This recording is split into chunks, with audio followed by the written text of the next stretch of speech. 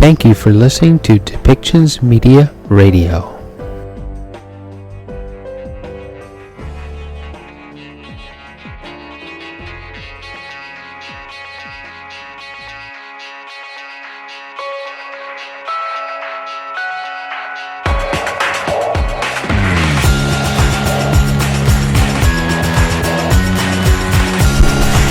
Welcome to Policy and Rights, the show about government policy and human rights.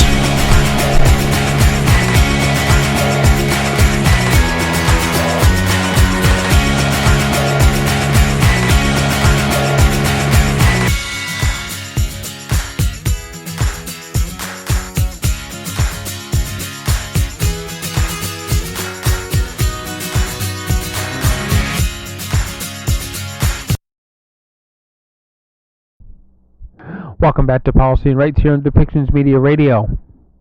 In this next segment, we're going to hear from the UN Security Council as the president of the UN Security Council is the permanent representative from Albania. And what their goal is to come to some resolutions to help bring peace back between Russia and Ukraine. And in the war that's going on there, we're well over 100 days at the point at where I'm actually recording this. And one of the big issues is around sexual assault used as a weapon to bring a country to its knees.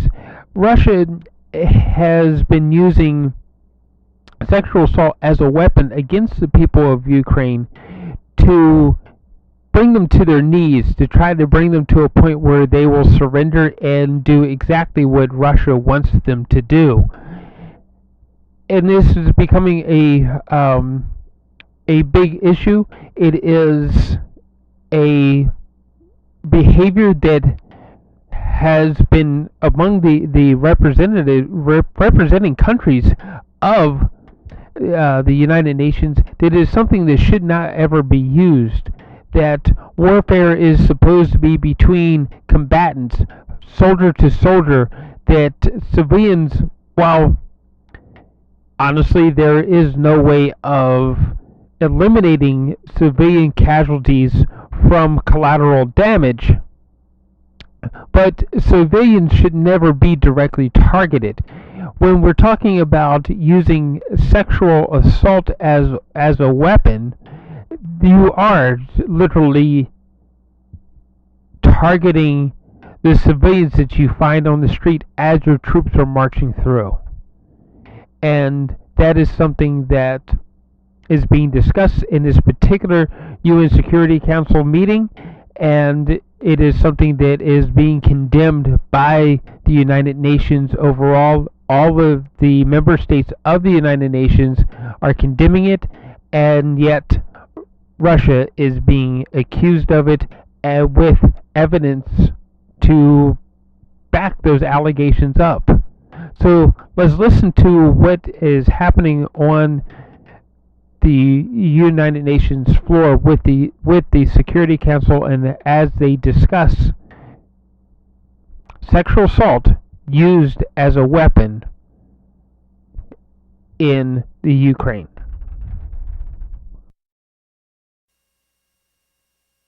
And 56th meeting of the Security Council is called to order. The provisional agenda for this meeting is maintenance of peace and security in Ukraine. The agenda is adopted. In accordance with Rule 37 of the Council's Provisional Rules of Procedure, I invite the representatives of Germany, Italy, Latvia, Poland, Slovakia, and Ukraine to participate in this meeting. It is so decided.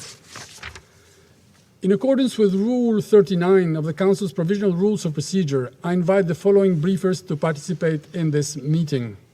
Ms. Pramila Natalia Karbowska, co-founder and director of Strategic Development of Ukraine's Women's Fund, and Ms. Sherry Rowling Weston, President of Sesame Workshops. It is so decided. In accordance with Rule 39 of the Council's Provisional Rules of Procedure, I also invite His Excellency, Mr. Charles Michel, President of the European Council, to participate in this meeting. It is so decided. The Security Council will now begin its consideration of item 2 of the agenda. I now give the floor to Ms. Pramila Patten. Mr. President, distinguished... Can you hear me? Go ahead, please. Mr. President, distinguished members of the Security Council, I wish to thank the Albanian presidency for organizing this meeting and for inviting me to brief. In April, on the occasion of the annual open debate of the Security Council on sexual violence in conflict, I posed the question: what do the 10 resolutions on women, peace, and security, 5 of which focus squarely on preventing and addressing conflict-related sexual violence, mean right now for a woman in Ukraine? This was the question which compelled me to visit Ukraine in early May. Painfully, my visit cast into stark relief the gap that still exists between the aspiration of prevention expressed by this Council through the robust normative framework that has been established over the past decade and the reality on the ground for the most vulnerable. The commitment of the Security Council is unequivocal to bring all tools to bear to break the seemingly sexual violence and impunity. The resolutions on sexual violence articulate the elements of a compliance regime to influence the conduct of perpetrators and potential perpetrators. The resolutions reinforce international humanitarian law, which makes it clear that even wars have limits and sexual violence is beyond the scope of acceptable conduct, even in the midst of battle. These limits have been universally agreed upon and must be universally respected. They include a categorical prohibition on all forms of sexual violence, which can never be excused, justified, or amnestied. Yet, as the conflict in Ukraine passes the 100-day mark, we are faced with mounting allegations of sexual violence. Due to active hostilities, mass internal displacement, the breakdown of referral pathways for services, and stigma associated with sexual violence, victims have often been unable or unwilling to report to law enforcement authorities or service providers. Referral pathways for relevant services are not, especially in eastern Ukraine. For example, prior to 24th of February, 20 medical service delivery points and maternity hospitals were providing assistance to survivors of gender-based violence with the support of UNFPA. As of 18th of April, only 9 such facilities were operational due to damage from hostilities and staffing shortages. In the current context, many allegations of conflict-related sexual violence are difficult, if not impossible, to verify, making it challenging to assess prevalence. As of 3rd of June, the Human Rights Monitoring Team of the United Nations High Commissioner for Human Rights has received reports of 124 alleged acts of conflict-related sexual violence occurring against women, girls, men, and boys in Chernihiv, Dnipropetrovsk, Donetsk, Kharkiv, Kherson, Kyiv, Luhansk, Mykolaiv, Vinnytsia, Zaporizhia, Zakarpattia, and Zhytomyr regions. Women constitute most of the alleged victims. 56 of 124 allegations concern women. 49 of the allegations are against children, 41 against girls, 7 against boys, and in one case, the gender was unknown. 19 of the allegations are against men, including rape, attempted rape, forced public stripping, and threat of sexual violence. Verification of cases is still ongoing. From our experience of conflict the world over, we know that sexual violence is the most consistently and massively underreported violation, and that available data only represents the tip of the iceberg. An active battlefield is never conducive to accurate bookkeeping. But if we wait for hard data and statistics, it will always be too late. This is why we must realize immediately on the basis of our common conviction that even one case of sexual violence is unacceptable. We do not need hard data for a scaled up humanitarian response, nor for all parties to put in place preventive measures. In this regard, I wish to acknowledge and commend the leadership by example of the Ukrainian authorities in their agreement of a framework of cooperation with the United Nations on the prevention and response to conflict-related sexual violence that was signed by the Deputy Prime Minister Olha Stefanishyna on 3rd of May in Kyiv as an outcome of my visit. This framework will serve as the basis for a comprehensive and multifaceted preventive and service response and more effective coordination of all stakeholders, including the United Nations agencies in Ukraine and neighboring countries. Allow me, Mr. President, to emphasize 5 critical areas of the framework. First, strengthening rule of law and accountability as a central aspect of deterrence and prevention of crimes of sexual violence. Second, strengthening the capacity of the security and defense sector to prevent sexual violence. This will require specific action plans by the military, police, border guards, and other government security and defense forces, encompassing also over 100,000 volunteer forces.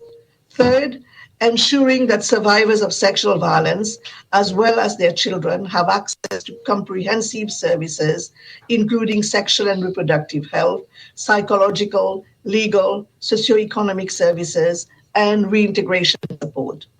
This will entail support to Ukraine's national health and social services systems.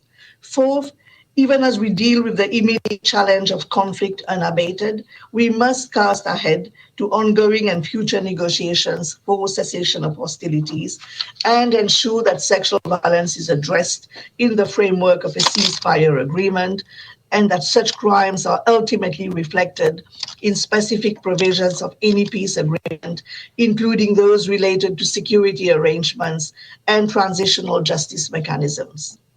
These include ensuring that amnesties for sexual violence crimes are explicitly prohibited. Furthermore, it is essential that we ensure the full, equal, and meaningful participation of women in all political processes, including negotiations for peace. Ukrainian women-led organizations are active on the front lines of the sexual and gender-based violence response, yet women have been conspicuously absent from the negotiating table thus far. Fifth, addressing conflict-related trafficking in persons for the purpose of sexual exploitation and prostitution. This will entail awareness raising and training of military personnel, border guards, police and immigration officials, and will require action of neighboring and receiving countries and the institutions of the European Union. Too often, the needs of women and girls in conflict settings have been sidelined and treated as an afterthought.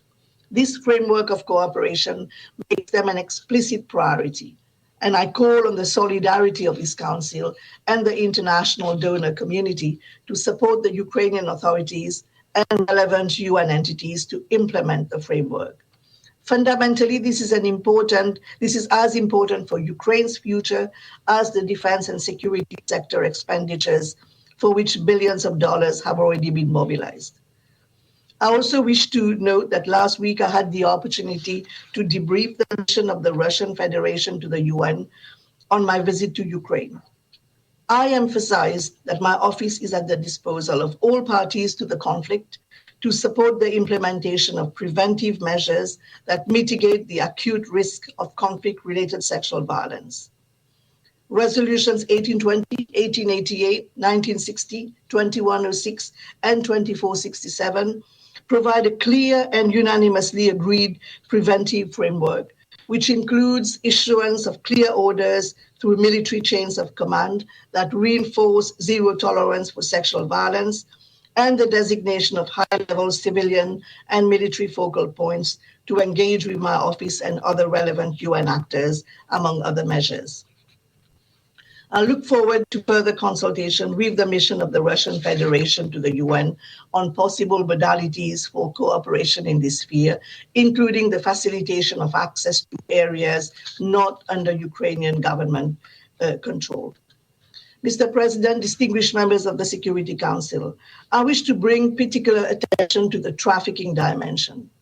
As the Secretary General stated in March, for predators and human traffickers, war is not a tragedy. It is an opportunity. Women and children fleeing the conflict are being targeted for trafficking and exploitation, in some cases facing further exposure to rape and other risks while seeking refuge. In addition to my engagement with the Polish and Moldovan local and state authorities, I visited reception centers and border crossing points in both countries. We must acknowledge and commend the outpouring of financial and moral support for the Ukrainian people by national and local authorities, as well as private citizens, which is perhaps unprecedented in modern times. Yet the protection challenges related to the displacement in the past 100 days of close to 14 million people, mostly women and children, 6.8 million of whom have fled across borders, is also unprecedented. From the outset of this conflict, heightened risk of trafficking in persons, including for the purpose of sexual exploitation and prostitution, have been alarmingly evident. The lack of consistent vetting of accommodation offers and transportation arrangements is a serious concern, as well as the limited capacity of protection services to address the velocity and volume of displacement. There are also concerns regarding the multiplicity of volunteers with limited vetting and little or no training or experience. In Chemicho, Poland, my team and I visited the site of the Tesco supermarket that has been converted into a receiving center for Ukrainian refugees. While the range of services being provided is exemplary, there are grave security and protection concerns in a facility run by volunteers and with only a bare-bone presence of UN agencies. For example, we heard a number of credible anecdotal accounts from humanitarian staff. With minimal security screening, a man registers as a volunteer at the Tesco Center in the afternoon and enters the French room where refugees are waiting for transport to France. At that time, he makes contact with a 19-year-old woman whom he later wakes up at 2 a.m. offering a ride to France. Another volunteer becomes suspicious of this individual roaming the sleeping quarters in the early morning hours and intervenes. Another man wearing a yellow volunteer's vest and standing with a sign at the Chemichov train station hall is offering free transport from Poland to Germany. Other volunteers became suspicious and informed local law enforcement when they noticed that the man was selecting only young women for transportation in his minivan. In Warsaw, during a meeting with officials from the Ministry of Justice, a judge of a criminal court shared with me how while she was in the Chechov reception center, she was personally approached by a man who sought her help to have access to 8 young women and adolescent girls whom he had identified and wanted to offer transportation to Germany. She told me that even as a judge, she was not initially suspicious until a volunteer intervened and informed her that the same men had been coming every 2 days to handpick young women and girls. The judge made an urgent appeal for awareness raising and training of law enforcement officials and other relevant actors. Within the humanitarian response architecture in Ukraine, a temporary task force on human trafficking has been established to strengthen coordination and foster cross-border cooperation, including among criminal justice actors. However, it is critical to ensure that effective protection systems are in place in all transit and destination countries and at all border crossings. Strengthening the overall response to trafficking is a critical aspect of the framework of cooperation, which will also require a coherent and coordinated response at the level of the European institutions. This is of utmost urgency, as I believe that this humanitarian crisis is turning into a human trafficking crisis. This requires a concerted, integrated, and holistic cross-border response by humanitarian partners, law enforcement agencies, border forces, immigration officials, and political leaders. A regional compact is urgently required. And in this regard, I'm encouraged that His Excellency Mr. Charles Michel, President of the European Council, is in the Security Council chamber today, as I believe that this issue will require European leadership at the highest levels to address this problem. It will also require the continued focus and leadership of the UN Security Council in line with Resolution 23, related human trafficking and conflict-related sexual violence. I consider this dimension as a core aspect of the CRSV mandate and the Ukraine crisis as a critical litmus test for the implementation of Resolution 2331. Mr. President, distinguished members of the Security Council, during my mission, I witnessed with awe the resilience and fortitude shown by the communities affected by this conflict, including the women forced to flee their homes with their children, with nothing but the clothes on their back and the bag of belongings they were able to carry by hand. Many survivors have braved the risk of reprisals and backlash to tell their stories. We owe them more than solidarity. We owe them a swift and serious response. The prevalence of sexual violence in conflict throughout history teaches us that reinforcing prevention, protection, and service delivery is critical from the onset of any armed conflict. The framework of cooperation, which I have referred, paves the way politically for tangible support and technical advice and assistance from my office and the wider UN system, and will also serve as a platform for the mobilization of resources. To address this challenge, it is crucial to ensure that the level of political focus, as well as the allocation of resources for a comprehensive response, is commensurate with the scale and complexity of the problem. Finally, I wish to acknowledge that even as we focus on Ukraine, the ripple effects of this conflict are also being felt by women and girls in other war zones around the world who risk becoming forgotten victims of forgotten conflict. From Yemen to the Central African Republic, Afghanistan to Myanmar or Tigray in northern Ethiopia, resources are being drained and attention diverted. As other crises escalate behind the scenes, we must reassure all populations at risk that they are not forgotten and that international law is not an empty promise. Thank you. I thank Ms. Patten for her briefing and for her availability while traveling, and I hope that the little technical glitches did not affect the entirety of the message. I now give the floor to Ms. Natalia Karbowska. Ms. Karbowska, you have the floor. I would like to thank you for the opportunity to participate in such an important event today. My voice is the voice of my organization, which has been working on supporting women in Ukraine for 22 years. My voice is also the voice of hundreds of other women's rights organizations, which are working in Ukraine 24/7, supporting women, providing food and medicine, healing the trauma, and giving the strength to continue living to those women whose lives were destroyed by Russia, those who have been raped, those whose kids were killed, whose houses were burned. Every Ukrainian has a story of how this war started for her or him, the story that each of us will remember forever. For me, the war started at the meeting on localization of National Action Plan on 1325, UN Security Council Resolution 1325. Ukraine has adopted the second National Action Plan on implementation of the resolution, and on February 23-24 this year, We met in Kiev with representatives of 13 regional coalitions on localization of 1325 of the national plan. The meeting was about the planning of our work for the year. Russian invasion forced us to finish that meeting earlier, but it didn't change our plans. The war showed that women, peace and security agenda is in Ukraine is actual today more than ever. It has a new meaning, very concrete and clear one. The security of each and every woman is a security of the whole country.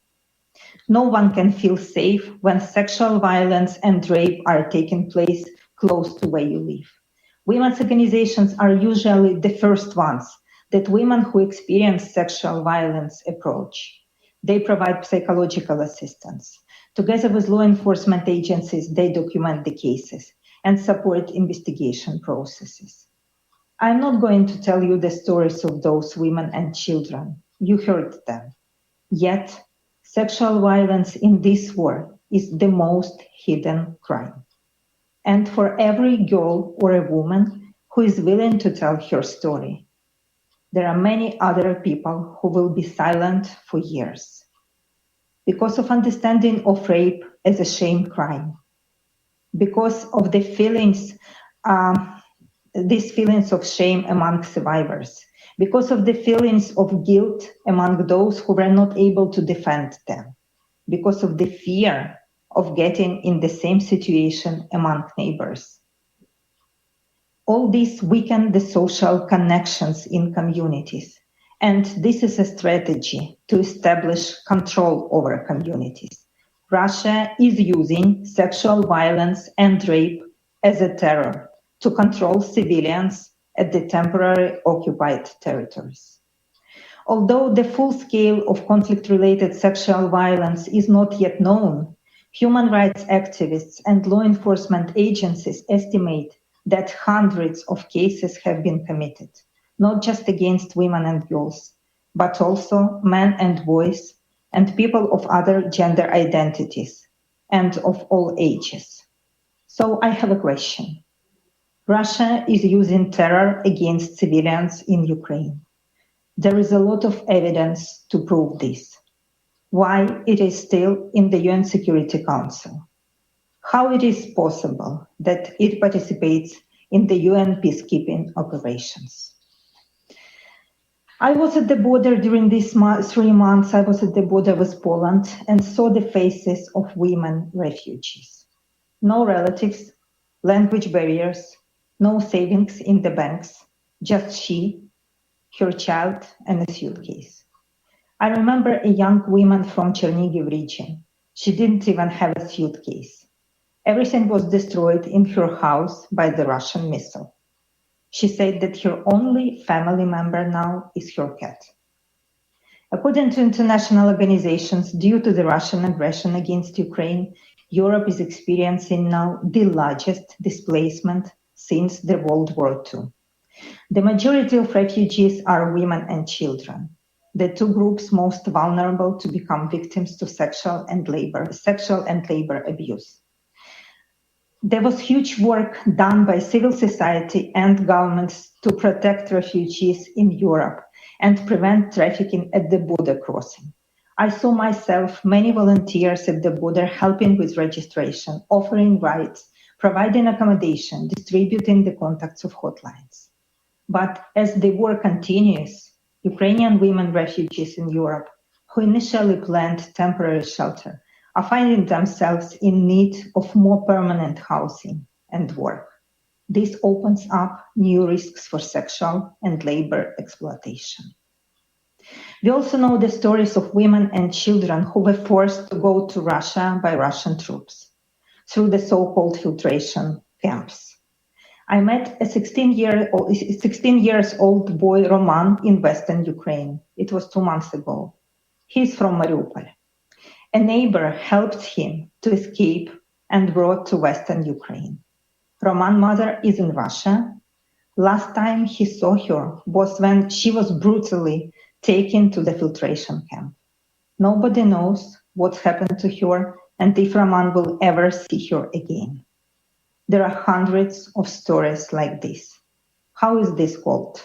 Trafficking, slavery, terror, and crime. Russia is using war crimes as a weapon in this war. Military experts confirm that there was no other war since the World War II when aggressor behaves so brutally with civilians. This is a violation of all international humanitarian laws. The Russian war against Ukraine is showing that the usual practices and old international security systems do not work anymore. We are revising National Action Plan on 1325 in Ukraine because the reality has changed. But we do believe that Resolution 1325 still is a powerful instrument. We just need to create new tools that will make it work properly at different levels and, very importantly, for women on the ground. I urge you to develop such instruments, to keep pressure with sanctions, to continue providing military and humanitarian support. Do more every day. Thank you.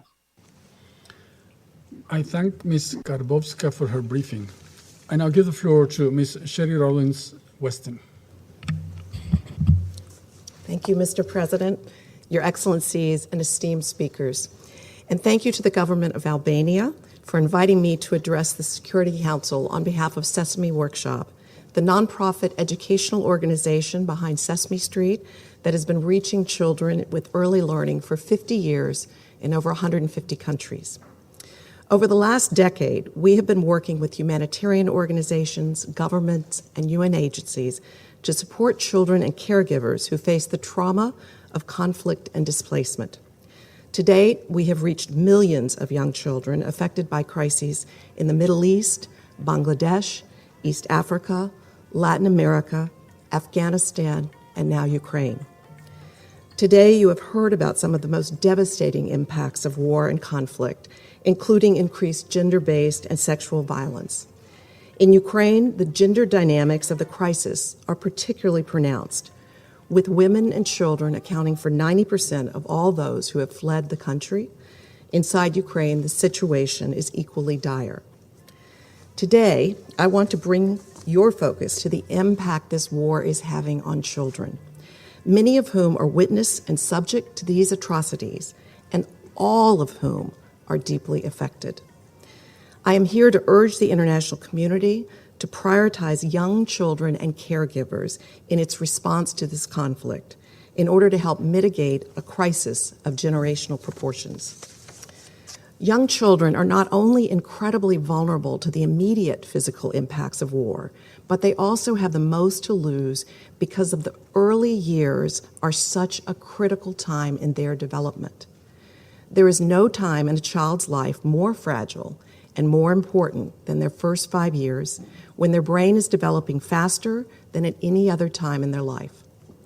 This is also a period when the brain is most sensitive to a child's environment, and repeated exposure to traumatic events can inhibit brain development, with long-term repercussions on their cognitive abilities, their health, and productivity that extend long after they survive immediate danger. I ask you to look at this conflict through the lens of a child, growing up in the throes of war, shaken by bombs, forced to leave their homes and all they've ever known, without the stability that children so desperately need. And for their caregivers, who are still tasked each and every day with providing for their children while they themselves have been traumatized by violence. All of these effects are compounded in Ukraine in particular because so many women and children have had to leave behind their fathers, brothers, uncles, and male family members. Right now, children are experiencing the kind of exposure to violence and stress that has the potential to derail their futures if they don't receive the right support. The urgency simply cannot be overstated. But the truth is that the international community does have viable solutions to support children and their caregivers, many of which can be integrated into existing humanitarian response. Today, I want to leave you with 3 ideas to support young children and caregivers during crisis. First, directly provide mental health and psychosocial support for the immediate needs of children as a first-line and life-saving intervention, and nothing less. Advocates for mental health in crisis contexts have begun to have some success in building support into the Ukraine response, which must be continued and expanded. Second, invest in early childhood development, from nurturing care to playful learning, and fold it into your humanitarian and national response plans. Quality early childhood development is proven to help mitigate the effects of the trauma children experience. And these interventions do not need to add significant cost. In fact, building early childhood support directly into existing interventions can be an effective use of limited resources. We've seen this in Jordan, where we're partnering with the International Rescue Committee and the Ministry of Health to integrate early childhood support directly into visits with healthcare providers. And in Ukraine, we're aligning our work with national education objectives, following the lead of the Ministry of Education and Science, who, despite extraordinary challenges, continues to reach Ukrainian children with invaluable education. Finally, we must not forget the caregivers. We know that the most important intervention for young children experiencing trauma is more engagement with a caring crisis and help caregivers provide the nurturing care children so desperately need. Early childhood interventions like these bolster children, communities, and societies at large. And yet, less than 3% of humanitarian assistance funding goes to this critical need, a number that simply must rise to meet the challenge of Ukraine, the impact of these issues discussed here today on children, prioritizing their needs and giving them the chance to thrive. How can they possibly be expected to have the skills they need to rebuild their society? Our hopes for a prosperous and peaceful future depend on the action we are taking now to support young children, because our futures depend on them. I urge the Council to prioritize children and their caregivers in responding to this crisis. If not, there will be lasting consequences for our future security and stability for generations to come. Thank you. I thank Ms. Rollins-Weston for her briefing. I now give the floor to those council members who wish to make statements. Et je donne la parole au représentant de la France. I give the floor to the representative of France. Mr. President, I thank the Special Representative for her commitment since the beginning of the Russian aggression. I welcome the signing by Ukraine of a framework of cooperation with the United Nations. I thank Ms. Karbowska and Ms. Rollins-Weston for their remarks, and I pay tribute to all of civil society that is working for the rights of Ukrainian women.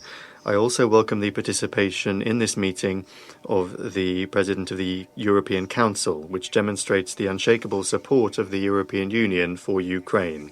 Since the beginning of the Russian aggression, the European Union has mobilized more than 4.6 billion euros to assist Ukrainians. This engagement is on every level, budgetary, humanitarian, and also the fight against impunity, with notably the creation of joint investigative teams coordinated by Eurojust. The sanctions adopted by the European Union have a sole objective: to bring Russia back to respecting the United Nations Charter. These efforts are essential because for more than 100 days, the Russian army has been waging a war of aggression, the effects of which on the civilian population are getting worse with every day that passes. France is outraged at the many allegations of sexual violence. If they are proven, they would constitute crimes. We must all be the guarantors of the resolutions of this Council on sexual violence. We have the responsibility to support the victims. They must be able to speak out without being stigmatized. France supports the action of the United Nations on the ground to establish the facts. Those responsible for these acts of violence must be prosecuted and punished. This is why France has made available to Ukraine expertise in the collection of evidence and to help establish responsibility. We are worried by the risks facing displaced persons. France fully supports the action of the United Nations aiming to prevent the risks of trafficking and smuggling of human beings. Here, we applaud the efforts of the United Nations Population Fund. Victims of violence must be defended. France calls for this support to be strengthened. Mr. President, in the face of this aggression, which has dramatic consequences for the civilian population, France remains fully mobilized. We will not spare any effort to work for the restoration of peace. France continues to call for the full withdrawal of Russian troops in accordance with what the International Court of Justice demanded, and the full respect for international humanitarian law. Lastly, we reiterate our support for all Ukrainian women. There can be no lasting peace without the full participation of women. Thank you. Je remercie. I thank the representative of France for his statement. Give the floor to the representative of Mexico. Thank you very much, Mr. President. I'd like to thank the Special Representative Patten, Ms. Karboska, and Ms. Rollins-Weston for their briefings. We also welcome the President of the European Council, Charles Michel.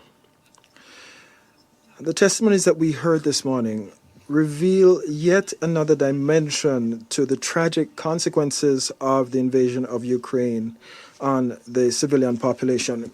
Based on the data available to us, 90% of the people who fled the country are women and children, and 60% of the internally displaced are also women. This makes it clear that the conflict does have an inescapable gender component. The vulnerability faced by all these women and children, girls and boys alike, increases the risk of trafficking, including for the purpose of sexual exploitation, as we heard this morning. We listened recently in this council as well, High Commissioner Bachelet, who referred to cases of rapes of women in areas under Russian control, although she did also share reports of sexual violence committed by both parties. What is truly regrettable is that the reports available seem to indicate that the incidents of sexual violence perpetrated against women and girl children are on the increase. Stigma, social conventions, and stereotypes faced by victims, as well as the limited mechanisms available to report such incidents, make it difficult to report and thoroughly investigate such crimes. As we heard from the special representative after her recent visit to the region, reports on Ukrainian women who were raped and subsequently murdered are very worrying. It must be a priority that investigations into alleged war crimes, crimes against humanity, and other international humanitarian law violations be carried out so that the perpetrators can be prosecuted and the crimes do not go unpunished. Mexico is following closely the investigation being conducted by the ICC prosecutor and the Independent International Commission being promoted by the Human Rights Council. Mr. President, we recognize the importance of coordination of the Working Group on International Protection led by UNHCR, and we will follow even more closely the important work being carried out by the UNFPA-led Sexual Violence and Gender-Based Violence Task Force. The consequences in the medium and long term of this war on the health of the entire population, in particular women who are victims and survivors of sexual violence, are cause for grave concern, there is an urgent need to ensure that they have unhindered access to sexual and reproductive health services, but also mental health services, which are critical at this time. We also welcome the signing of the framework of cooperation between the United Nations and the government of Ukraine on the prevention and also on addressing conflict-related sexual violence. We have every confidence that in this framework for action, there will emerge a pillar to prevent and deter such crimes. The United Nations system must continue to gather evidence, disaggregated data, and conduct gender-focused analysis on sexual and gender-based violence, and to work in coordination with the Independent International Commission of Inquiry. We will be awaiting the results of the upcoming visit to Ukraine this month. Women have taken on a key role since the beginning of the Russian invasion, and we must ensure that they can participate fully and on an equal footing in decision-making and in negotiations, which will be the way to put an end to war in Ukraine. Once again, Mexico calls for an immediate ceasefire, which will enable us to put an end to this tragedy. Thank you very much, Mr. President. I thank the representative of Mexico for their statement, and I give the floor to the representative of the United States. Thank you, Mr. President. Since I was not here at the beginning of your presidency, let me enthusiastically welcome you to the assumption of the presidency role and wish you the best during this month. I also wish to thank you, Albania, for calling this very important meeting. And I also would like to give a special thanks to our briefers, SRSG Patten, Ms. Kabowska, and Ms. Rollins-Weston for your illuminating remarks. I welcome the participation of the Ukrainian PR in our midst today, as well as Mr. Michel, the President of the European Council. Since Russia launched its illegal and unprovoked further invasion of Ukraine, a mountain of credible reports of atrocities committed by Russia's forces against civilians has grown every day. These reports include horrific accounts of sexual violence.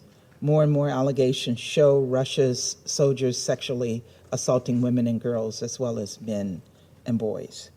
We've heard from Ukraine's foreign minister of multiple cases of sexual violence by Russian soldiers in Ukrainian cities that were under the control of Russian forces.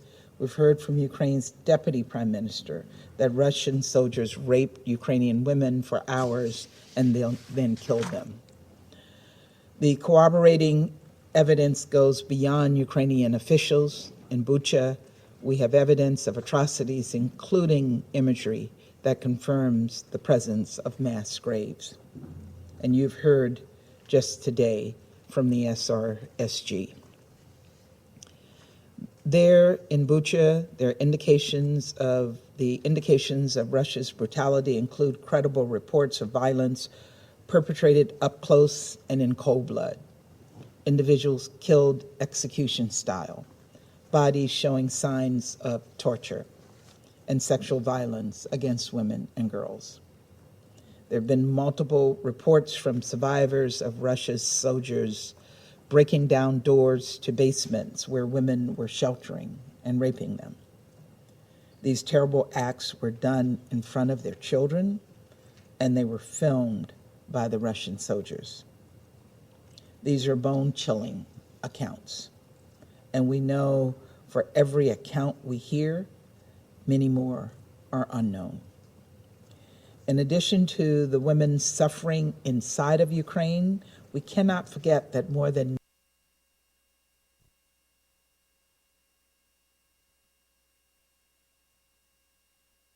referred to several times today, 90% of refugees from Ukraine are women and children. And we've heard before in this council, women and children bear disproportionately high risks in this war. Family separation leaves girls in particular at increased risk for sexual exploitation and trafficking. And we've heard sobering reports of traffickers targeting women as they seek protection abroad. So, council members, we cannot stay silent. We must seek and achieve justice for victims, and we must do everything we can to prevent further violence. Responsibility starts first and foremost with Russia. As a reminder to the Russian Federation, Security Council Resolution 1820 recognized that rape and other forms of sexual violence can constitute war crimes and crimes against humanity. Furthermore, under international humanitarian law, sexual violence is prohibited. It is on Russia to take measures within its forces and its proxy forces to ensure adherence to this resolution and to international humanitarian law. It is on Russia to stop rape, violence, and atrocities from within its ranks. It is on Russia to end this unconscionable, unprovoked war on the people of Ukraine, and we call on the Russian Federation to do just that. And though the primary responsibility rests with Russia, I also want to talk about what the rest of us can do to address this heartbreaking situation. The framework of cooperation established by Special Representative Patten and her team and signed with the government of Ukraine last month deserves our strong support. It should serve as a vehicle for UN alignment and coordination. We should share the key elements of this framework, and we should do everything we can to support the Ukrainian authorities as they follow the framework.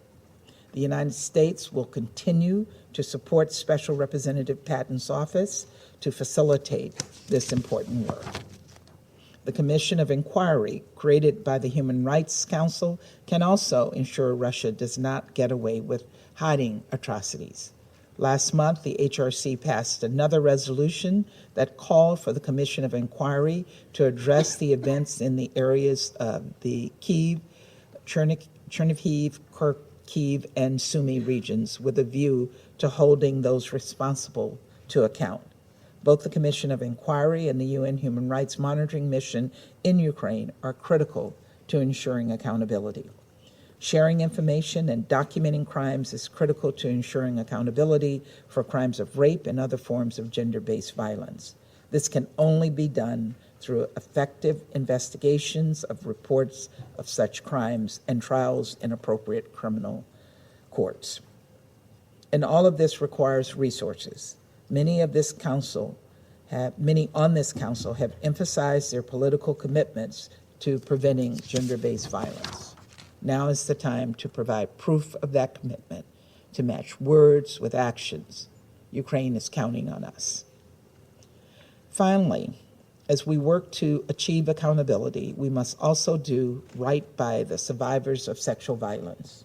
They urgently need improved and expanded comprehensive service provisions, including sexual and reproductive health services, medical and specialized mental health services, legal assistance, and livelihood support. All of this work needs to be survivor-centered and trauma-informed. Above all, it must give survivors hope. Together, let us take on the scourge of conflict-related sexual violence. Let us demand accountability and justice for survivors and provide the resources to see it through. And let us do everything in our power to prevent more violence and end Russia's unconscionable war. Thank you, Mr. President. I thank the representative of the United States for their statement, and I give the floor to the representative of China. Mr. President, I thank Special Representative Patten and the other briefers for their briefings. As the conflict in Ukraine enters its fourth month, it has taken a heavy toll on the Ukrainian people. And the security risks faced by women and children are particularly worrisome. Parties to the conflict should comply with international law and take measures to protect civilians from all forms of violence, including sexual violence against women and children, women and girls, and human trafficking. People affected by violence should have timely access to medical, psychological, and social services. And parties to the conflict should ensure that hospitals and other civilian facilities are protected from attack. The United Nations and the Ukrainian government signed a framework agreement last month to help survivors of sexual violence and prevent human trafficking, with a view to providing effective protection for vulnerable groups such as women and children. The use of sexual violence as a tactic of war is a serious crime, and any allegations should be investigated impartially on the basis of facts. Since the outbreak of the conflict, 6.8 million Ukrainian people have crossed the border into neighboring countries for refuge, the vast majority of whom are women and children. China appreciates the humanitarian spirit shown by Ukraine's neighboring countries in providing safe shelter and basic livelihood for women and children refugees. Meanwhile, the growing number of cases of human trafficking, sexual exploitation, and abuse targeting women and children refugees are disturbing. China calls for immediate international cooperation to identify and punish relevant criminal acts and to resolutely stop secondary victimization of women and children. The Office of the Special Representative of Madam Patten, UN Women, UNICEF, UNHCR, UNODC, OHCHR, and other international agencies should strengthen monitoring and analysis and provide professional and technical support to combat human trafficking, sexual exploitation, and abuse against refugees. Mr. President, eliminating sexual violence and human trafficking in conflict is not the end of our efforts.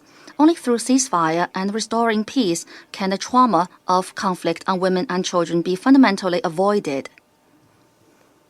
The international community should work together to promote peace talks and encourage Russia and Ukraine back to the negotiation track.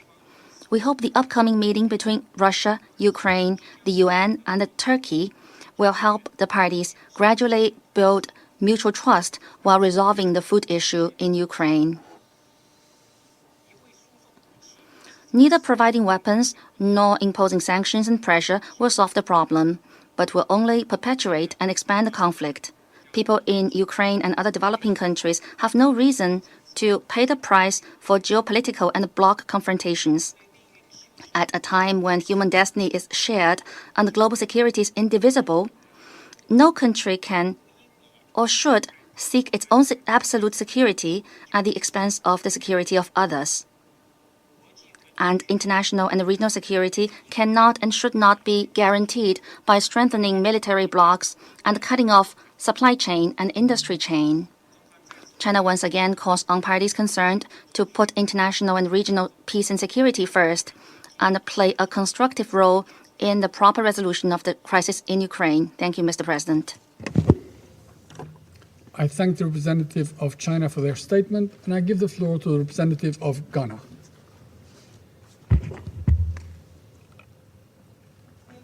President, the gendered impact of conflict is of importance to peace and security and must continue to engage the attention of the global community in order that appropriate and tailored responses are provided to the several women and girls who unfortunately fall victim to those actions that constitute both a violation of their rights and international law.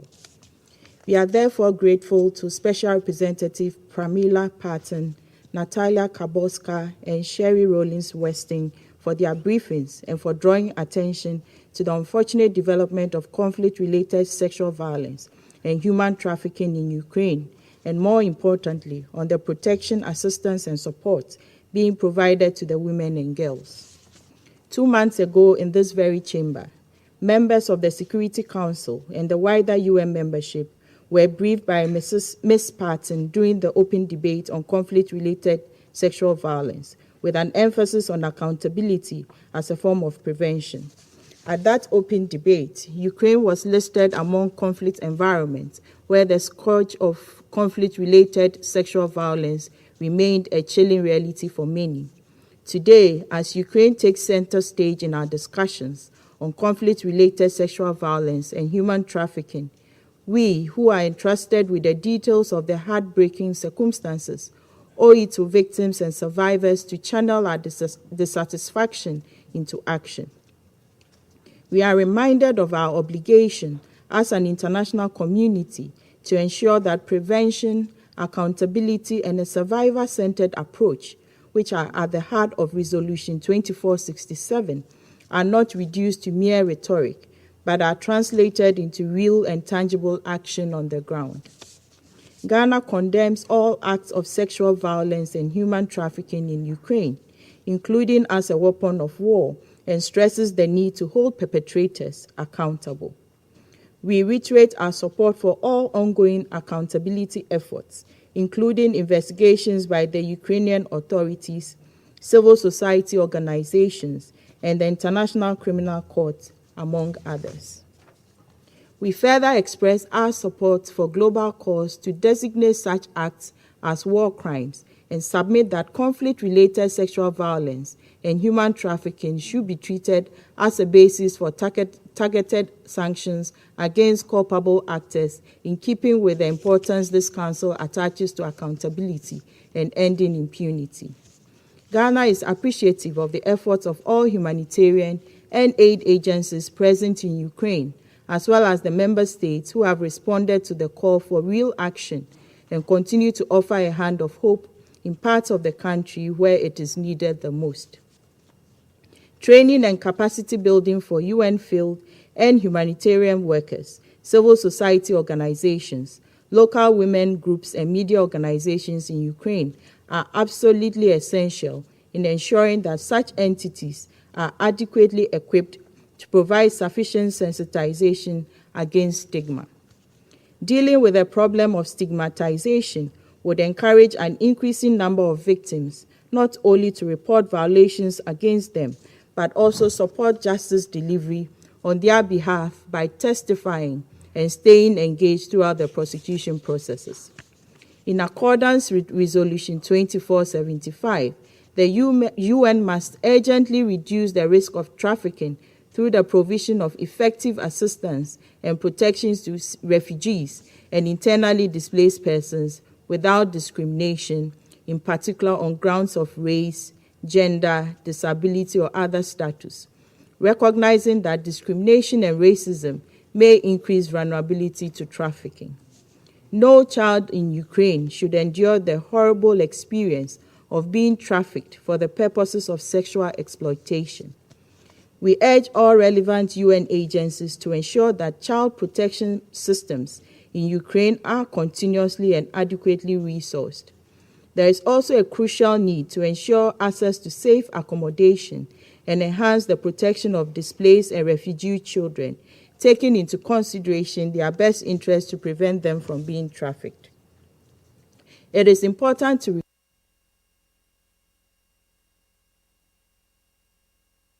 conflicts occur, innocent civilians are often exposed to unspeakable physical, mental, environmental, and economic damage with very little hope for restoration. When sexual violence and human trafficking are introduced into this already toxic cocktail, victims experience an agony of most of us can never imagine. A ceasefire is most urgent now to eliminate the conditions within which these unbridled and gross violations of international law, international humanitarian law, and human rights abuses are manifested. Consequently, we reiterate the call on the Russian Federation to unconditionally withdraw its forces from the internationally recognized territories of Ukraine, and for the two parties to commit to diplomacy and dialogue for an early and negotiated settlement of the dispute.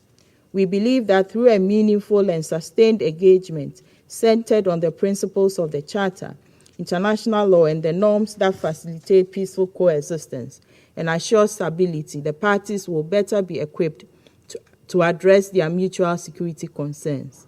In concluding, we urge the sustained engagement of the Council on this important matter towards ensuring freedom from sexual oppression and accountability for all acts of impunity against women and girls in Ukraine. I thank you. Norway condemns in the strongest terms Russia's unprovoked war of aggression against Ukraine, a blatant violation of the UN Charter. Russia must stop the war and withdraw its troops immediately. We reiterate our demand that civilians must be protected and international humanitarian law fully respected and implemented. We're appalled by the forced deportations of Ukrainian citizens, including children, to Russia, Russian-controlled territories, and Belarus. We called for the restoration of family links, the immediate release of Ukrainian citizens, and their relocation to safety in government-held areas of Ukraine. President, the war has a gendered impact. It affects women and men, girls and boys, and members of the LGBTI community differently. Let me highlight 3 issues in this regard.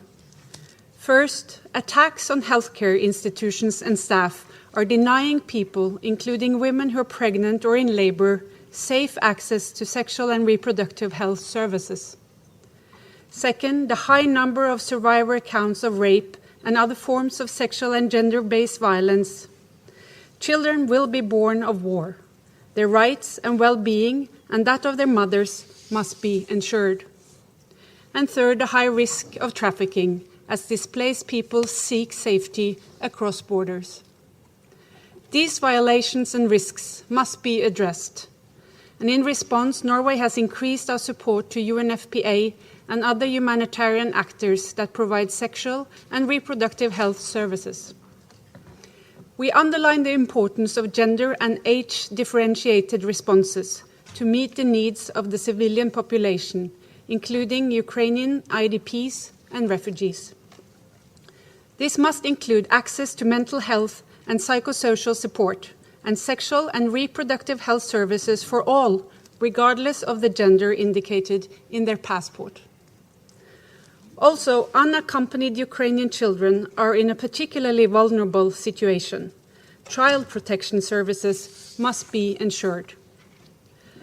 But first and foremost, we must take steps to prevent sexual and gender-based violence, including trafficking, from happening. And we welcome the agreed framework for cooperation between Ukraine and the UN on the prevention and response to conflict-related sexual violence. Engaging and supporting women, human rights defenders, and civil society in our responses is key. We insist on a survivor-centered approach.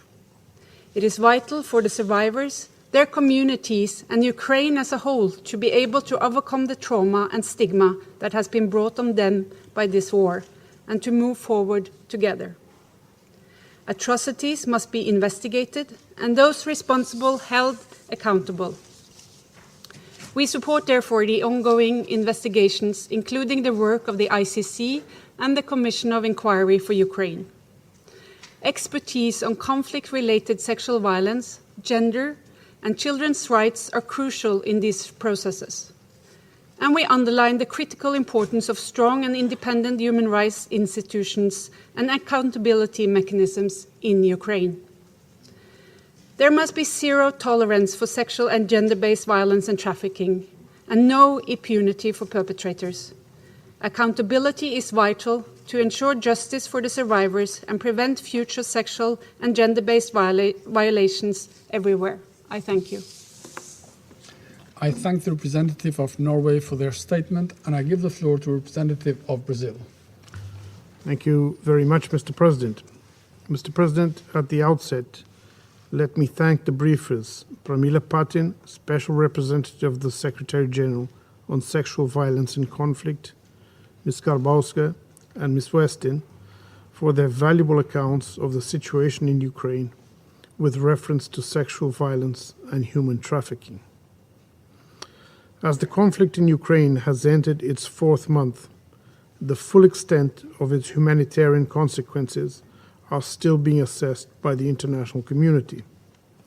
We know for sure that the conflict has caused immense suffering for both the people directly affected by military action and for the civilians fleeing confrontation. In the wider context of destruction and gross violations of human rights brought about by the war, we take note with great concern of reports of alleged cases of sexual violence directed against women and girls in the context of the conflict in Ukraine. The numbers reported are alarming and suggest that rape is being systematically deployed as a weapon of war. Brazil reiterates its calls for urgent, independent investigations. It is admittedly difficult to document sexual violence because often victims do not want to speak about it. The insufficiency of reports further contributes to the sense of impunity that surrounds such war crimes. The use of gender-based violence as a weapon of war, as well as a tool of intimidation and social control in conflict situations, is unacceptable. Such crimes are often used to humiliate and punish innocent civilians. It is well documented that sexual violence destroys the social fabric of communities and inflicts long-lasting psychological trauma in its victims. In its aftermath, the stigmatization and discrimination of survivors can endure and contribute to further gender inequality. Perpetrators of such acts, be they agents of the state or not, should be held accountable for committing clear violations of international human rights and international humanitarian law. Such abhorrent acts are prohibited both in times of war and peace. The proper investigation and prosecution of sexual violence cases in Ukraine are necessary, not just as a means of reparation, but also of delivering justice. As experience shows us, the delivery of justice in such cases is also an important tool to consolidate peace in post-conflict situations. Since the outbreak of the conflict, nearly 15 million people have been displaced and humanitarian needs continue to soar. Unfortunately, human traffickers and criminal networks may take advantage of such movement of people, women and children in its majority. Such criminals attempt to exploit refugees' vulnerability and lure them with false promises of free transport, accommodation, employment, or other forms of assistance. Although we do not know the exact figures of how many victims have already fallen prey to traffickers and abusers, the risks are clear and deserve attention from the international community. As the Assistant High Commissioner for Protection of UNHCR, Gillian Triggs, acknowledged last April, states have the duty to prevent predatory individuals and criminal organizations from profiting from the situation. We praise UNHCR for launching an awareness-raising campaign among refugees, distributing printed material with information on how they can protect themselves and report incidents of sexual misconduct or criminal activity. Increased reports of sexual violence and human trafficking, as well as the growing number of refugees and internally displaced people, reveal that the situation in Ukraine continues to deteriorate. In order to prevent those atrocities in the region and in other countries, it is crucial that we engage in providing effective strategies to reduce unsafe and irregular routes and to promote the sustainable and safe legal pathways for those in need of protection. It is our duty and responsibility to ensure that those fleeing hostilities are appropriately received and cared for. For this purpose, Brazil has introduced special humanitarian visas for Ukrainian nationals and stateless persons affected by the conflict in Ukraine who wish to live and work in Brazil. Brazilian embassies in Bratislava, Budapest, Bucharest, Prague, and Warsaw have been granting those visas since March, a policy that has previously benefited nationals of Afghanistan, Syria, and Haiti. This is an example of Brazil's unshakable commitment to human rights and the protection of the most vulnerable. This Council has already failed in preventing the outbreak of conflict and ensuring the cessation of hostilities. It must not fail in repudiating sexual crimes and human trafficking. Immediate investigation by relevant international bodies is called for, including by the Committee for Inquiry for Ukraine of the Human Rights Council. I thank you, Mr. President. I thank the representative of Brazil for their statement, and I give the floor to the representative of India. Thank you, Mr. President. Let me begin by thanking Special Representative on Sexual Violence in Conflict and Undersecretary General Ms. Pramila Patten for her remarks. I also thank civil society briefers, Ms. Natalia Karbowska and Ms. Sherry Rollin Weston for their insights. Mr. President, in the last 3 decades, the international community has played an important role in fixing accountability for conflict-related sexual violence, thereby sending out a strong message that sexual violence must find no place in the civilized world. Despite such progress, it is indeed distressing that sexual violence in armed conflict situations continue unabated amid a culture of impunity as a tactic of war, torture, and terror in armed conflicts, especially by non-state actors. Primarily, national governments have the important responsibility for prosecuting and deterring such crimes in conflict situations on their territories, even if these are committed by non-state actors. The UN, upon request of member states, must assist national authorities in developing capabilities to strengthen their national legal frameworks and related structures for speedy investigation and prosecution of perpetrators. We also support effective cooperation and appropriate mechanisms to combat illegal migration and human trafficking. Mr. President, India continues to remain deeply concerned at the worsening situation in Ukraine and reiterates its call for immediate cessation of violence and an end to hostilities. The conflict in Ukraine has resulted in loss of lives and countless miseries for its people, particularly for women, children, and elderly, with millions becoming homeless and forced to take shelter in neighboring countries. We support all diplomatic efforts to end the conflict and alleviate the suffering of the people of Ukraine. We also call for resumption of talks between Ukraine and the Russian Federation to end the conflict. The conflict is having destabilizing effect with broader regional and global implications. The increasing oil prices and shortage of food grains and fertilizers is having disproportionate impact on the global south, in particular on developing countries. The developed world needs to do much more to alleviate the adverse impact this is making on day-to-day lives of the people living in vulnerable countries.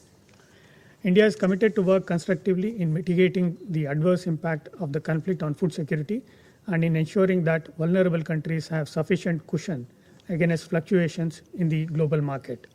In order to manage our own overall food security and support the needs of neighboring and other vulnerable developing countries, we had announced some measures that allow for wheat exports based on approvals of those countries who are required to meet their food security demands. Such a policy will ensure that countries in need are given priority. In this context, it is necessary for all of us to adequately appreciate the importance of equity, affordability, and accessibility when it comes to food grains. We have already seen, to our regret, how these principles were disregarded in the case of COVID-19 vaccines. Open markets must not become an argument to perpetuate inequity and promote discrimination. India has been providing financial assistance as well as supplying food grains to neighboring countries which are facing the consequences of the Ukraine conflict. We hope the international community will continue to respond positively to the evolving humanitarian requirements. Mr. President, we reiterate the importance of UN guiding principles of humanitarian assistance. Humanitarian action must always be guided by the principles of humanitarian assistance, that is, humanity, neutrality, impartiality, and independence. These measures should never be politicized. Let me conclude by reaffirming that the contemporary global order has been built on the UN Charter, international law, and respect for sovereignty and territorial integrity of states. I thank you.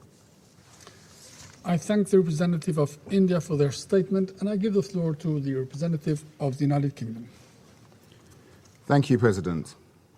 Let me start by thanking SRSG Patten, Ms. Karbowska, and Ms. Rollins-Weston for their powerful briefings. I also welcome the representative of Ukraine and European Council President Michel amongst the participants in this meeting. President, Friday marked 100 days since Russia launched its illegal war against Ukraine. During that time, we have witnessed death and destruction on a scale not seen in Europe since World War II. Thousands have been killed or injured. Over 6.6 million people have fled Ukraine. And millions inside the country remain displaced, stranded in conflict-affected areas, and in dire need of humanitarian support. As we have heard, women and girls are the most affected. We have seen evidence of serious breaches of international law, including atrocities in places such as Bucha and Irpin, and attacks on schools, hospitals, railway stations, apartment buildings, journalists, even on Kyiv while the Secretary General was visiting. We have seen a disturbing increase in conflict-related sexual violence, including horrific reports of rape and sexual violence committed by Russian armed forces, and a significant increase in human trafficking. Russia's actions, including destroying or blockading key ports, have also exacerbated one of the most severe worldwide food crises in recent history. President, we applaud the work of the UN and the humanitarian and civil society organisations seeking to address the suffering wrought by this war, including efforts to secure grain exports from Ukraine. The United Kingdom is committed to supporting these efforts in every way we can. We have pledged $500 million to help Ukraine.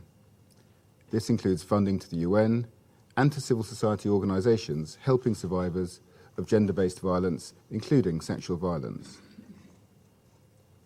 Accountability is vital to upholding the rule of law and the rights of all states.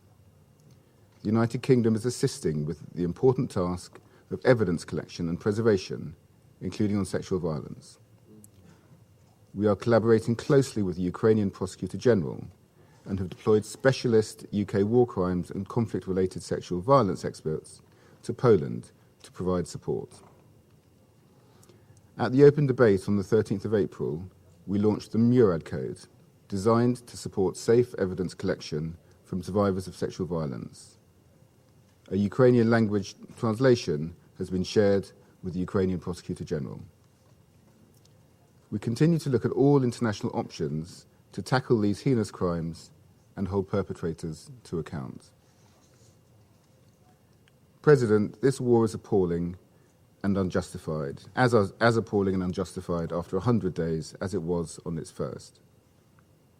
Russia is ignoring all our calls for peace, continuing attacks in eastern Ukraine, and yet again striking Kyiv this weekend. We must not allow Russia to normalize illegal aggression with its disinformation, distraction, and lies.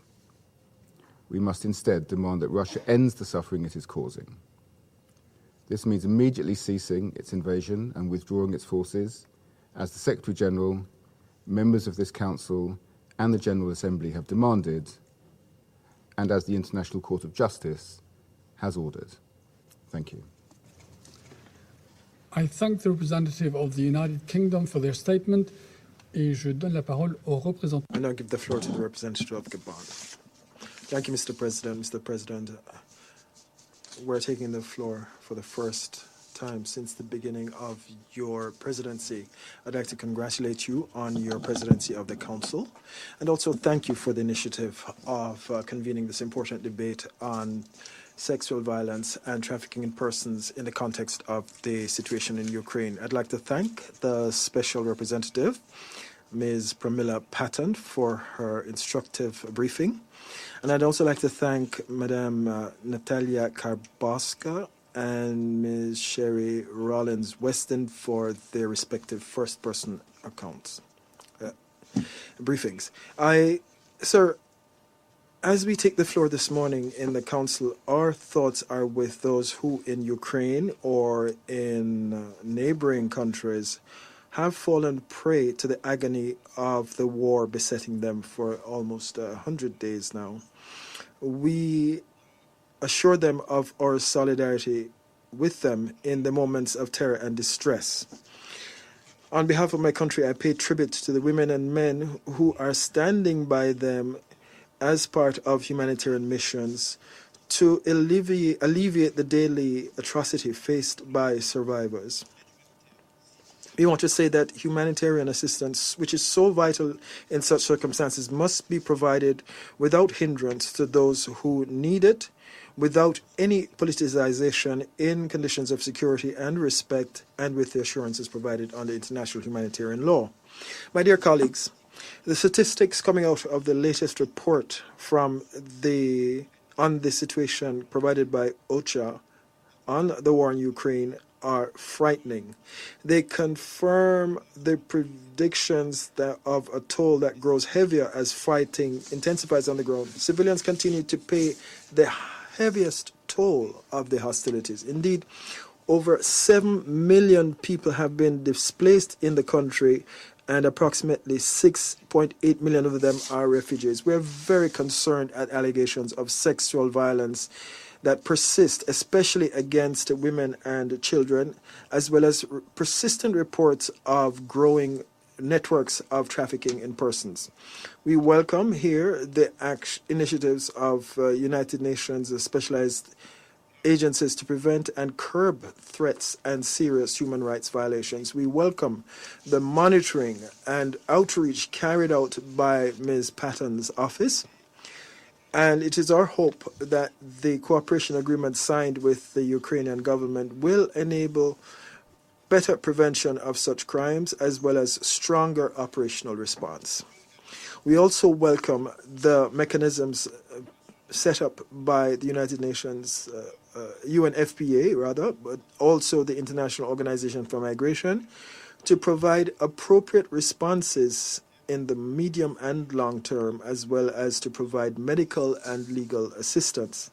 Mr. President, the point must be forcefully made that all parties to the conflict are bound by the international conventions protecting civilians, as well as the relevant resolutions of this Council, including resolutions 1820 and 1325, which condemn sexual violence against women, the use of rape as a weapon of war, and which recognize sexual violence as a threat in its own right to security. This, again, is binding on all parties to the conflict. The international community must ensure that sexual violence, trafficking in persons, and all other human rights violations in the context of armed conflict are subject to independent and impartial inquiries so as to ascertain the facts and attribute responsibility. Organized crime networks of trafficking in persons and sexual exploitation which are operating on escape routes or in places of refuge must be neutralized, and the perpetrators must answer for their crimes. For this reason, coordination between the various organizations involved must be strengthened. There must be more sharing of information so as to hamstring as far as possible those criminal networks taking advantage of the distress of people fleeing war zones. The risks of exploitation through illegal labor networks or recruitment into pedophile networks or even illegal adoption will no doubt be reduced considerably if the communications networks, means of action, and financing of these criminal networks are cut off at the root. Mr. President, once again, I wanted to hark back to the situation faced by those who are fleeing the war, especially many African nationals. Indeed, we continue to receive unbearable first-person accounts of several of them who are exposed to maltreatment during their escape because of their origin. Since the outbreak of the war in Ukraine, we have repeatedly mentioned the stigmatization of many African nationals. This is not only a question of skin color, but also one of humanity, of the universality of distress and the respect that we have for the noble values of the United Nations and for the peoples of the world. And by this I mean all the peoples of the world. It is obvious that in wartime, all suffering must be given the same attention because pain has no face. It affects us all. This should touch us all and prompt us to condemn it without having to check first the color of the eyes of the person suffering. Indifference to this human misery is also indecent and unbearable, as the discrimination itself. When all is said and done, the ordeal suffered by young Africans fleeing the war in Ukraine who are discriminated against, humiliated, and treated incomprehensibly in an inhuman way should not be forgotten. When all is said and done, we must remember the deafening silence of some and the selective advocacy of all those who know how to make themselves heard or who are able to act but who remained passive in the face of the cries of distress of young Africans who were overlooked by the protection mechanisms and found themselves even more exposed to the risks of exploitation. Mr. President, as we have just heard, and we heard this from Ms. Patten, the humanitarian situation in Ukraine is all the more worrying and requires urgent action to respond to the significant needs of the civilian populations. We owe women and children a response because they are caught in a vice between warring parties. We owe a response to those who are abused and exploited. We owe a response to all these scattered families who have lost dignity, and our response must go above and beyond our tribal rifts and respond to the suffering of all victims. My country calls for a ceasefire and the opening of humanitarian corridors everywhere, such as to provide humanitarian assistance in optimal security conditions. In closing, on behalf of my country, I wish to reiterate our call for genuine good faith negotiations to put an end to the war. It goes without saying that the most effective means of eliminating the risks of sexual or gender-based violence and exploitation is to put an end to the conflict. Thank you. Merci le représentant du Gabon pour sa déclaration, and I give the floor to the representative of Kenya. Thank you, Mr. President. I thank SRSG Pramila Patten, Ms. Natalia Kabowska, and Ms. Sherry Rollins-Weston for their briefings. I also welcome the participation of the permanent representative of Ukraine and the permanent representatives of the affected countries in the region.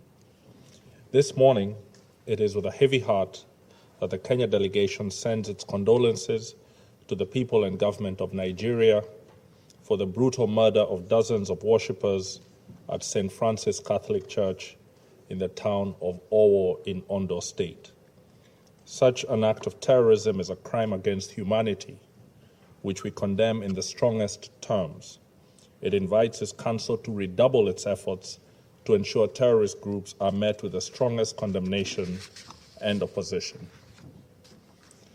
Mr. President, wars of aggression are a transgression of international law that opens the floodgate to serious violations against civilians, particularly when those are wars that breach the UN Charter. Even as we justly condemn war crimes, we must not forget that war itself is the greatest crime. Sexual violence against women, children, and men is the frequent outcome of war, and it is also used deliberately and sometimes systematically as a weapon of war. We recognize with the deepest concern the women, girls, and boys in Ukraine who have suffered this uniquely horrifying crime. We condemn their violation and the violation of international law, the laws of war, the UN Charter, and the most basic human decency. We call on all military commanders to ensure that those responsible for these atrocities are held accountable. Soldiers in the field should be subject to severe discipline for abusing civilians or captured combatants. Political leaders should also be aware that using ideological labeling on entire populations increases the risks that rank-and-file soldiers will commit atrocities. Leaders should, in all public communications, uphold the human dignity, worth, and equality of the entirety of the people of Ukraine.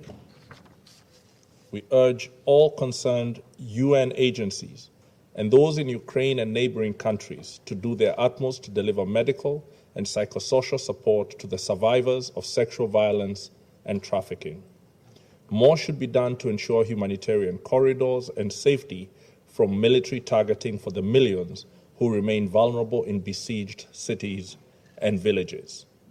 We say this fully aware that the truest protection is the stopping of the war and the respect for the territorial integrity and sovereignty of Ukraine. In the meantime, there is a crucial need for effective cross-border coordination between border security personnel, early warning mechanisms, and national and regional women protection advisors, as well as humanitarian actors to protect those in danger of violations. In this regard, we commend the signing of the UN framework in early May to assist survivors of sexual violence, whose purview also covers the prevention of conflict-related trafficking amid rising displacement. We also commend all individuals, institutions, and governments that are helping in every possible way. We especially thank UN bodies and the agencies including OCHA, UN Women, UNICEF, UNHCR, UNFPA, and UNDP for their reports and action briefs highlighting the plight of civilians, especially women and children, and spearheading the UN's response. We also applaud the brave women of Ukraine that are fighting for peace and for their country. We recognize with admiration the brave women who are leading in government and civil society. We are further pleased to see the role of women as agents of change and urge their participation in decision-making at all levels in all aspects, including diplomatic efforts to find lasting peace and security in Europe and globally. Mr. President, I must again bring up the plight of Africans who are trapped in the war. Unfortunately, we continue to see reports of racial discrimination directed at people of African descent who, like other fleeing Ukrainians, are also seeking safety in Europe. We recently heard Gerald Eziani's heartfelt story of his experience while crossing the border from Ukraine to Hungary and then to Berlin. Though aware of his rights and the laws outlined in the UN Charter which allow him the right of passage, having been a valid resident of Ukraine, he experienced discrimination on the train where he was requested to disembark by 15 to 20 German police officers under claims that he was not born in Ukraine, which would demand that he undergo further processing to leave. Given these appalling justifications, all the black people on the train were requested to disembark and held for 23 hours, where they endured unjust and inhumane treatment by law enforcement. It is only for us to repeat that people of African descent are equally human and deserving of equal protection and facilitation in line with the UN Charter. Mr. President, the war in Ukraine continues to worsen the food insecurity in many countries, particularly in the global south. As a mitigating measure, we support the call by the WFP for the urgent opening of Ukrainian ports on the Black Sea to allow for the export of food. The humanitarian and developmental response must leave no country or region behind.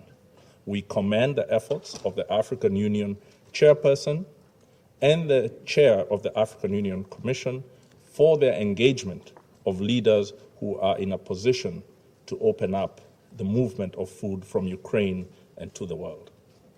Mr. President, in closing, I reaffirm Kenya's support for the sovereignty, territorial integrity, and political independence of Ukraine, and our continued call for the prioritization of dialogue as the only plausible avenue to resolve serious disputes.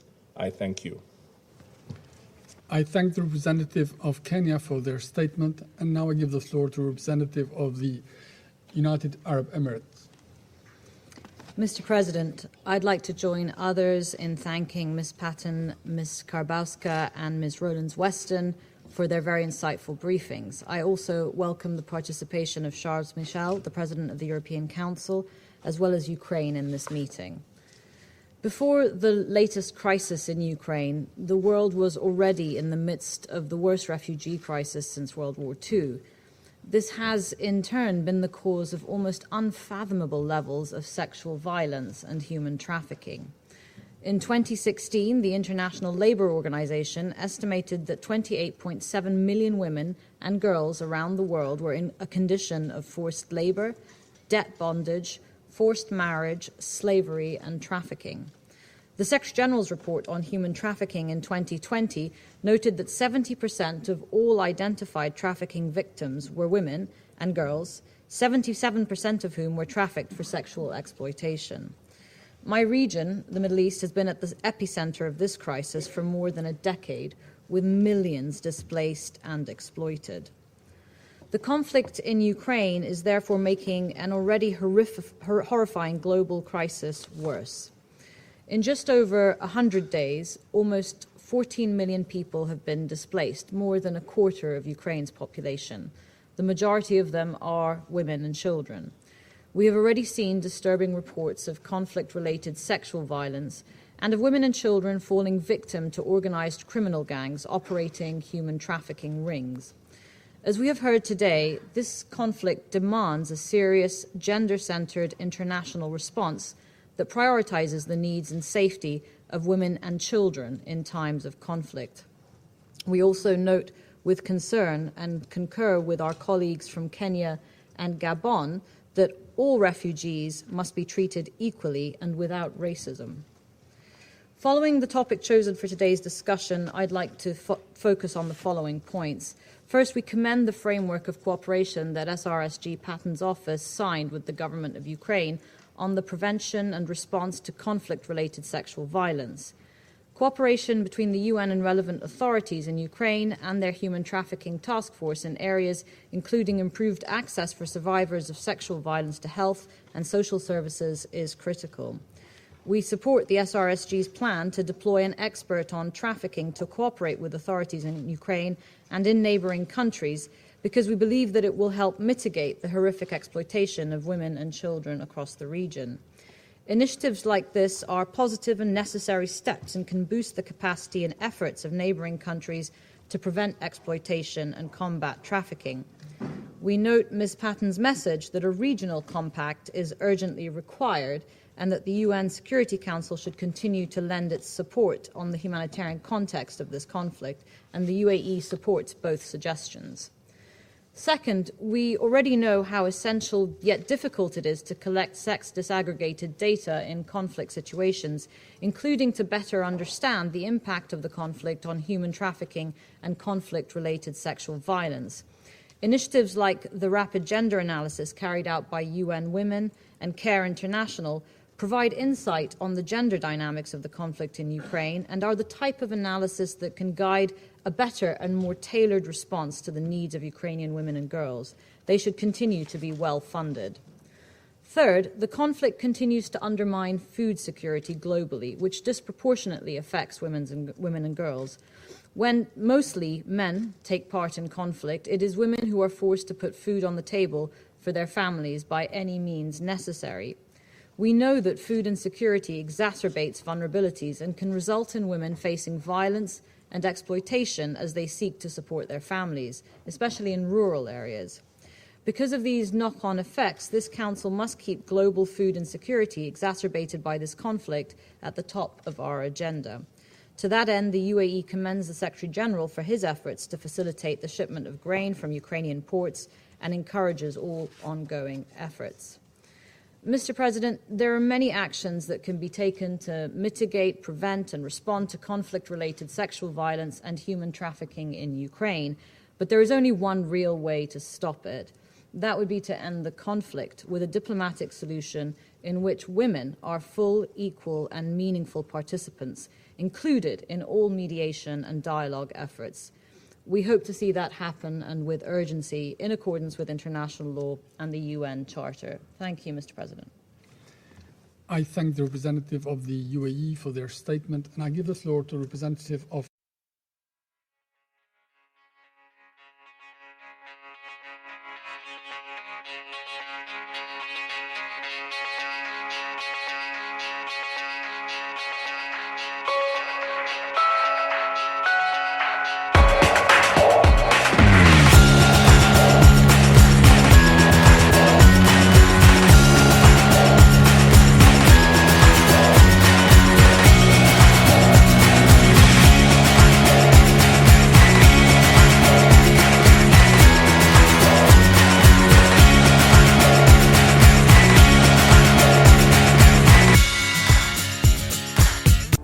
This show has been produced by Depictions Media. Please contact us at depictions.media for more information.